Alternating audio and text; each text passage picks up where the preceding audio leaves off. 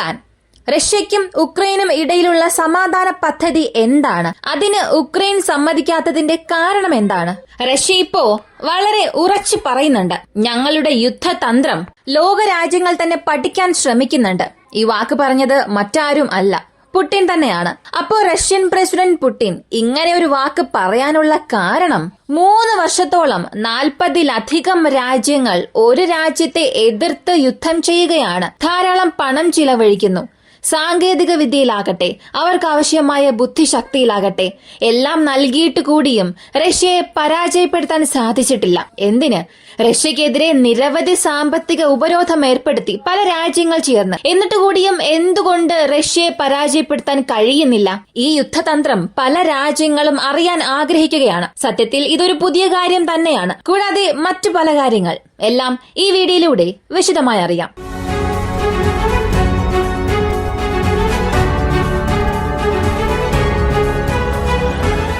ട്രംപിന്റെ piece plan ഇപ്പോൾ തയ്യാറായിക്കൊണ്ടിരിക്കുകയാണ്.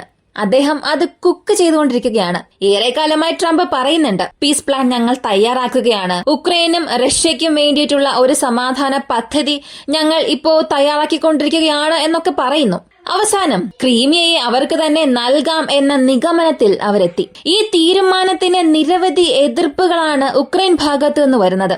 അതെങ്ങനെ നിങ്ങൾക്ക് നൽകാൻ സാധിക്കും? ക്രീമിയെ അവർക്ക് നൽകുകയാണെങ്കിൽ ഞങ്ങൾ പിന്നെ എങ്ങനെ നാറ്റോയിൽ ചേരും? എങ്ങനെയാണ് യൂറോപ്യൻ യൂണിയനിൽ ജോയിൻ ചെയ്യുക? ഇങ്ങനെയുള്ള ചോദ്യങ്ങളാണ് ഉയർന്നു വരുന്നത്.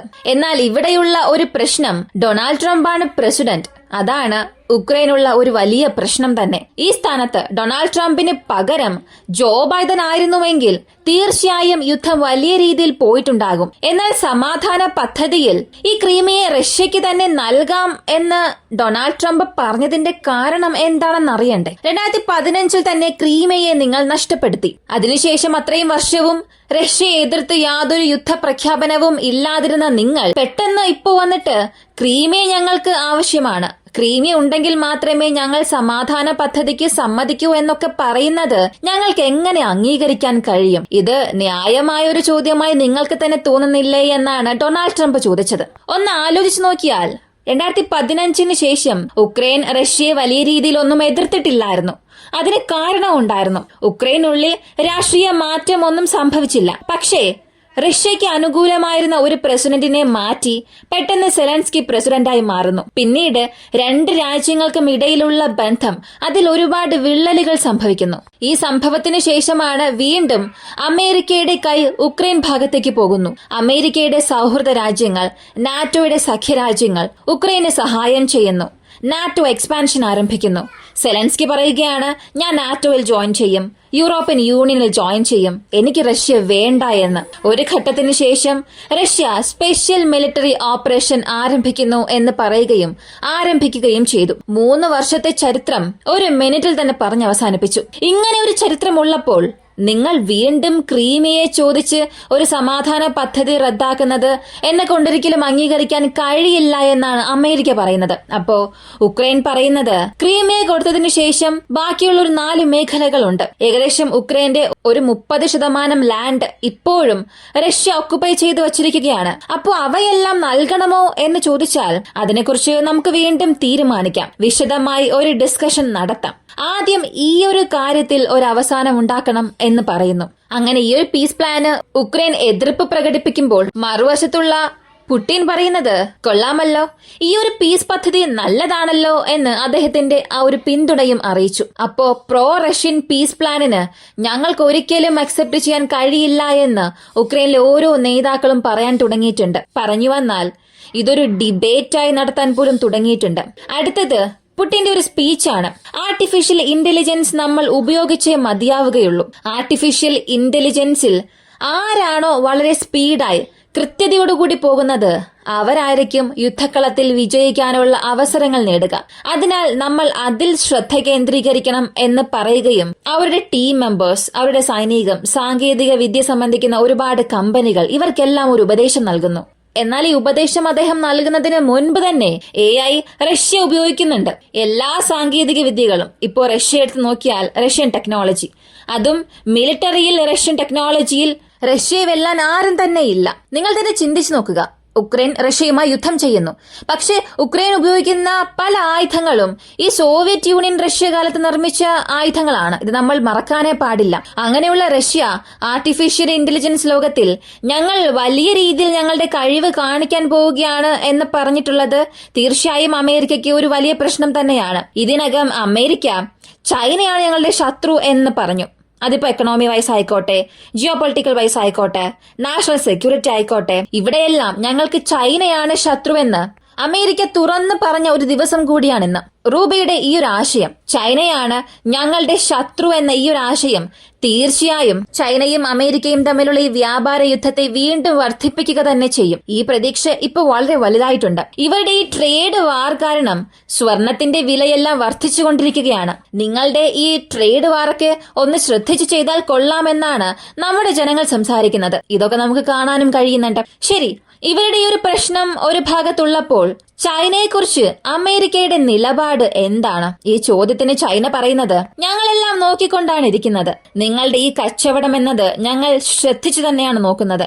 എന്നിട്ട് പെട്ടെന്ന് സൗത്ത് കൊറിയ പോലുള്ള രാജ്യങ്ങൾക്കും അവരുടെ കമ്പനികൾക്കും ഒരു നിരോധനം ഏർപ്പെടുത്തി. എന്താണ് കാരണം എന്ന് നോക്കുമ്പോഴാണ് മനസ്സിലാകുന്നത്, സൗത്ത് കൊറിയ ഞങ്ങളുടെ പക്കൽ നിന്നും പല വസ്തുക്കൾ വാങ്ങുകയും റെയർ എർത്ത് എലമെന്റ്സ് വാങ്ങുകയും അത് നേരെ അമേരിക്കയ്ക്ക് കൊടുക്കുകയാണ്. അതുകൊണ്ടാണ് സൗത്ത് കൊറിയക്കെതിരെ ചൈന തിരിഞ്ഞിരിക്കുന്നത്. പൊതുവെ ഈ റെയർ എർത്ത് എലമെന്റ്സ് എന്നത് ചൈനയുടെ വളരെ പ്രധാനപ്പെട്ട അസറ്റ് ആണ്. ഈ ആസ്തി ഏതൊരു രാജ്യത്തിനും ഞങ്ങൾ വിട്ടു നൽകില്ല, ആർക്കും ഞങ്ങൾ അധികമായി ഇത് വിൽക്കാൻ പോകുന്നില്ല എന്ന് ചൈന അത് സ്റ്റോപ്പ് ചെയ്ത് വെച്ചു. ചൈന ഇത് കൈവശം വച്ചിരിക്കാനുള്ള കാരണം, ഈ നിയന്ത്രണങ്ങളെല്ലാം ചൈനയുടെ പക്കലുണ്ടെങ്കിൽ മാത്രമേ ചൈന വിചാരിക്കുന്ന കരുനീക്കങ്ങൾ മറ്റു രാജ്യങ്ങളിൽ അവർക്ക് ചെയ്യാൻ സാധിക്കൂ. അമേരിക്കയെ സംബന്ധിച്ചിടത്തോളം ചൈനയുടെ വസ്തുക്കൾക്ക് ഞങ്ങൾ സാമ്പത്തിക ഉപരോധം ഏർപ്പെടുത്തുന്നു. 10, 25, 35, 145, അവസാനം 245% താരിഫ് വർദ്ധിപ്പിച്ചിട്ടുണ്ട് എന്ന് പറഞ്ഞതിന് ശേഷവും അമേരിക്കയുടെ കമ്പനികൾ ഭയപ്പെടുകയാണ്. കാരണം ചൈനയ്ക്ക് ഇത് വലിയ ആഘാതമൊന്നും ഉണ്ടാക്കില്ല.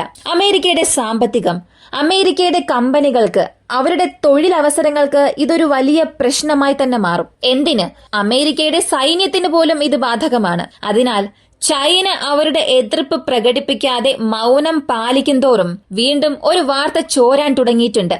അമേരിക്ക ഒരു പക്ഷേ അവരുടെ താരിഫ് പ്ലാനിൽ 50 മുതൽ 60% മാത്രം ചൈനയുടെ വസ്തുക്കൾക്ക് ഏർപ്പെടുത്താൻ സാധ്യതയുണ്ട്. ബാക്കിയുള്ള താരിഫിനൊക്കെ അവർ ഒരൽപ്പം അയവ് വരുത്താൻ പോകുന്നു എന്ന വാർത്തയാണ് ലഭിച്ചിരിക്കുന്നത്. ഇത് സംഭവിക്കുകയാണെങ്കിൽ വീണ്ടും ഡൊണാൾഡ് ട്രംപ് തോറ്റു എന്ന ഒരു കാര്യം നമ്മൾ തന്നെ പറയേണ്ടതായി വരും.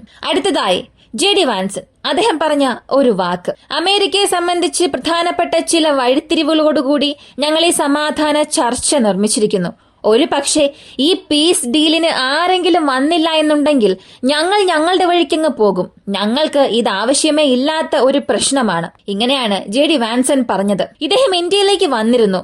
പ്രധാനമന്ത്രി നരേന്ദ്രമോദിയെ കണ്ടുമുട്ടി 2025 മുതൽ അമേരിക്കയുമായുള്ള ഒരു ബന്ധം അടുത്ത 10 വർഷത്തേക്ക് വളരെ പ്രധാനപ്പെട്ട ഒരു ബന്ധമായിരിക്കും. അതിന്റെ ഒരു അടിസ്ഥാനമായിട്ടാണ് ഞങ്ങൾ ഈ മീറ്റിംഗിനെ കാണുന്നത് എന്നും അമേരിക്ക ഇന്ത്യക്ക് ഒരു സർട്ടിഫിക്കറ്റ് നൽകി. ഈ ഒരു സർട്ടിഫിക്കറ്റ് എന്തിനു വേണ്ടിയാണെന്ന് ഞാൻ പറയാം. ഈ സർട്ടിഫിക്കറ്റ് എന്നത് ചൈനയെ അമേരിക്ക എതിർക്കാൻ പോകുന്നു എന്നുള്ളതിന്റെ ഒരു സൂക്ഷ്മമായ മാർഗമാണ്. ഈ വാർത്ത ലോകം എങ്ങനെ മനസ്സിലാക്കണമെന്ന് ചോദിച്ചാൽ, ഞാനും ചൈനയും തമ്മിൽ പോരടിക്കും, ഞങ്ങൾക്ക് ഇന്ത്യയുടെ സൗഹൃദം അടുത്ത 10 വർഷത്തേക്ക് ആവശ്യമാണ് എന്നാണ്.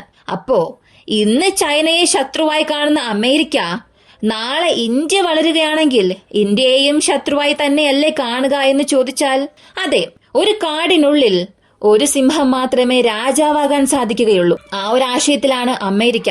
എന്നാൽ ഇവിടെ ബഹുധ്രുവ ലോകം വികസിക്കണം എന്ന് പല രാജ്യങ്ങളും അവരുടെ അവകാശങ്ങൾക്കായി ശബ്ദമുയർത്തുമ്പോൾ ഒരു രാജ്യം മാത്രമേ രാജാവാകാൻ പാടുള്ളൂ. ഇതാണ് അമേരിക്കയുടെ നിലപാട്. ഈ നിലപാട് ആരെയൊക്കെ എങ്ങനെയൊക്കെ തകർക്കാൻ പോകുന്നു എന്നുള്ള ഒരു യുദ്ധമാണ് ഉണ്ടാകാൻ പോകുന്നത്.